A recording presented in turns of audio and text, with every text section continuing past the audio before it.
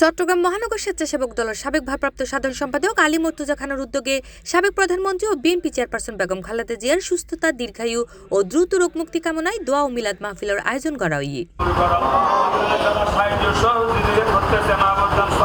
December 2 তারিখ মঙ্গলবার সন্ধ্যা 6টায় নগরের ফুরান স্টেশন এলাকাতে মিলাদ ও দোয়া মাহফিল অনুষ্ঠিত হয়।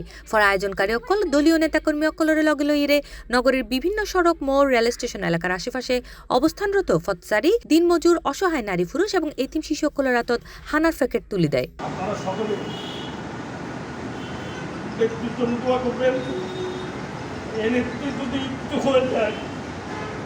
বাংলাদেশে কি পরিস্থিতি হবে, আমরা যারা দল করছি আমাদের মধ্যে তাদের কি পরিস্থিতি হবে আল্লাহ ভালো জানে।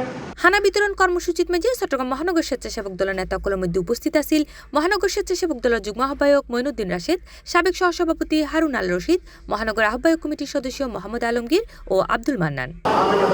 ঘর হারা হইয়ে, সন্তান হারা হইয়ে, স্বামী হারা হইয়ে, তারপরে এই নেত্রী দেশের মানুষের সারি বিদেশ নৌতা আদি এই নেত্রী অসুস্থ।